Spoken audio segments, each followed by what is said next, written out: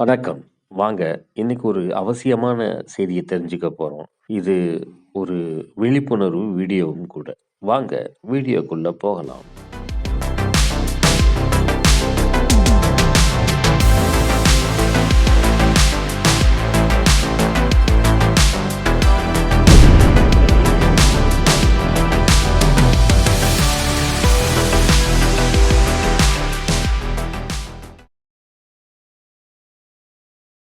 Dengue கொசுக்கள். டெங்குவ பரப்பக்கூடிய கொசுக்கள் மழைக்காலங்கள்ல அதிகமாகுது.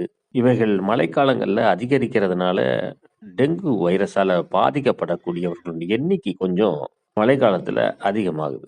காரணம் என்ன அப்படின்னு பார்த்தோம்னா, இந்த வகையான டெங்கு வைரஸ பரப்பக்கூடிய கொசுக்கள் நல்ல தண்ணீல தான் முட்டையிட்டு குஞ்சு பொரிச்சு இனத்த பெருக்கும். தண்ணி தூய்மையான தண்ணியா இருக்கணும் இதுக்கு. எல்லா கொசுக்களும் என்ன தண்ணி தேங்கியிருக்கோ அதுல முட்டையிட்டுரும். அது கழிவு நீரா இருந்தா கூட முட்டையிட்டு அதுல குஞ்சு பொரிச்சு தன் இனத்த பெருக்கும். ஆனா, இந்த டெங்கு கொசு மட்டும் நல்ல தண்ணீல தான் முட்டையிடும். இந்த நல்ல தண்ணி மழைக்காலங்கள்ல அதிகமா கிடைக்கும். அதனால தான் இந்த நேரத்துல இந்த கொசுக்களினுடைய இனப்பெருக்கம் அதிகமாகுது.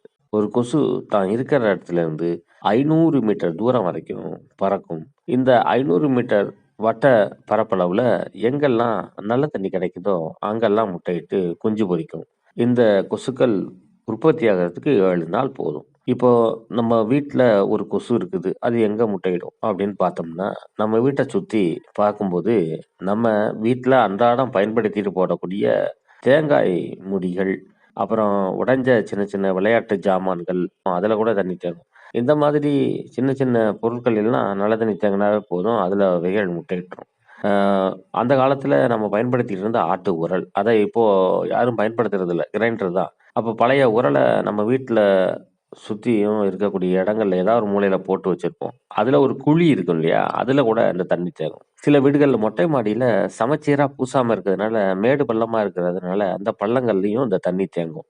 ஆகையினால மழைக்காலம் ஆரம்பிச்சிருச்சுன்னா, நம்ம வீட்ட சுத்தியும் இந்த மாதிரியான பொருட்கள் இருந்தா, அவைகள எல்லாம் அப்புறப்படுத்துறது, மாடியில மழை பெஞ்சு கொஞ்ச நேரத்துல போய் பார்த்து, அந்த மழை தண்ணீரெல்லாம் சுத்தமா நம்ம கூட்டி அத அப்புறப்படுத்துறது.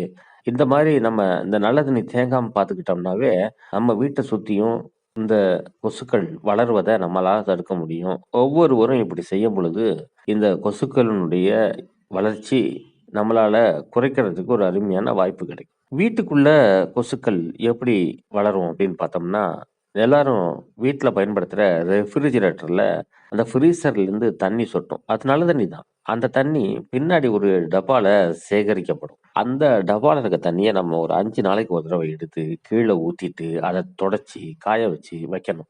ஏன் தொடச்சு, காய வச்சு வைக்கணும் அப்படின்னு நாம குறிப்பா சொல்றோம்னா, இந்த தண்ணி சொட்டிக்கிட்டே இருக்கும். நம்ம ஊத்திட்டு அப்படியே வச்சுட்டோம்னா, ஒருவேள டெங்கு கொசுக்கள் அதுல முட்டையிட்டு இருந்தா, அந்த முட்டைகள் அந்த டப்பால ஒட்டிக்கிட்டு இருந்தா, மறுபடியும் வர தண்ணீல அவைகள் குஞ்சு பொரிக்கிறதுக்கான வாய்ப்புகள் வந்துரும். அதனால அத காய வச்சு திருப்பியும் அந்த டப்பாவ பயன்படுத்தணும். இதன் மூலமா நம்ம டெங்கு கொசுக்கள் உருவாகுறதையும் தடுக்கலாம். ஆ டெங்கு கொசுக்கள் பொதுவா பகல் நேரத்துல தான் காலையில விடியற்காலைல ஆரம்பிச்சு ஈவினிங் வரைக்கும் கடிக்கிறதுக்கான வாய்ப்புகள் இருக்கு. ஆ அப்ப நம்ம டெங்கு கொசுக்கள் கடிக்கிறதுலேருந்து தப்பிக்கணும் அப்படின்னா, நம்ம ஆல் அவுட்டு, கொசுவர்த்தி, இன்னும் நெறைய கிரீம்ஸ் அது இதுன்னு ஏகப்பட்டது கொசுவரட்டிகள் இருக்கு. அவைகள பயன்படுத்துறதன் மூலமா கொசுக்கள விரட்டலாம். ஆனா, ஒரு பக்க விளைவு இருக்கும் இல்லையா? அது உடல் நலத்த கெடுத்துரும். அதனால இந்த கெமிக்கல் ப்ராடக்ட்ஸ்கள் எல்லாம் நம்ம தவிர்த்துட்டு, ஆ இயற்கையான முறையில கொசுக்கள் வரத தவிர்க்கிறதுக்கான வழிகள கையாளணும். பொதுவா கொசு வலைகள் போடுறது, அப்புறம் கொசு வலைக்குள்ள படுத்துக்கிறது, இந்த மாதிரியான செயல்பாடுகள நம்ம செய்யலாம். இப்ப கொசுக்கள பிடிச்சு கொல்லக்கூடிய அல்ட்ரா வயலட் லைட்ஸ் உள்ள மெஷின்கள்லாம் கிடைக்குது. ரூ. 700ல ஆரம்பிச்சு ரூ. 2000 வரைக்குமே இந்த வகையான கொசுக்கள பிடிச்சு கொல்லக்கூடிய மெஷின்கள்லாம் வந்துருச்சு. அவைகளையும் பயன்படுத்தலாம். நம்ம ஒவ்வொருத்தரும் வீட்ட சுத்தி இந்த டெங்கு கொசுக்கள் பரவாம தடுக்கிறதன் மூலமா, இந்த டெங்கு கொசுக்கள் பரப்பக்கூடிய டெங்கு காய்ச்சலிருந்து நம்ம தப்பிக்கலாம். நம்மள்ல பலர் சில நேரம் காய்ச்சல் வரும்போது சாதாரண காய்ச்சல்ன்ட்டு மருந்து கடையில போய் ஒரு மாத்திரைய வாங்கி போட்டுக்கிட்டு போயிடுறோம். இதனால டெங்கு காய்ச்சல் நமக்கு வந்திருக்கா? இல்ல சாதாரண காய்ச்சலாங்கிறது தெரியாம போயிடும். சாதாரண காய்ச்சல்னா ஒண்ணும் கவலைப்பட வேண்டியதில்ல. ஆனா டெங்குன்னா நம்ம கொஞ்சம் முக்கியத்துவம் கொடுத்தே ஆகணும். அருகில் இருக்கிற மருத்துவரை போய் பார்க்கறதுனால, அவங்க எழுதி குடுக்கக்கூடிய டெஸ்ட்டுகள பண்றதுனால, நமக்கு டெங்கு காய்ச்சல் இருக்கா இல்லையாங்கிறத உறுதி பண்ணிக்கிட்டு, அதுக்கு சிகிச்சை எடுத்துக்கிறது அவசியம்.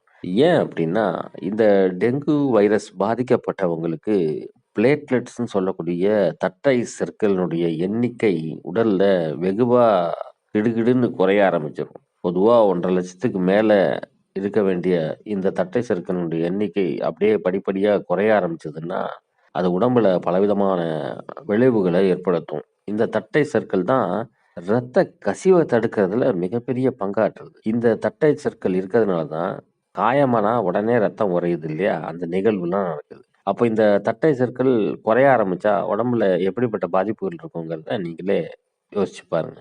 அ வயதானவங்க, குழந்தைங்களுக்கெல்லாம் ரொம்ப கடுமையான பாதிப்புகள ஏற்படுத்திரும். அதனால தான் ஆரம்ப கட்டத்திலேயே ஒரு காய்ச்சல் வந்தா, பக்கத்துல இருக்க மருத்துவர பாருங்க அப்படின்னு சொல்றோம். அவர் குடுக்குற மருந்துகள எடுத்துக்கிட்டு, அ அவர் குடுக்கக்கூடிய பரிந்துரையின் பேர்ல உணவுகள் எடுத்துட்டு வந்தாலே, ஈஸியா நம்ம இந்த டெங்குவிலிருந்து வெளிய வந்துரலாம். இன்னும் ஒரு நல்ல பதிவுல உங்களை சந்திக்கிறேன். நன்றி.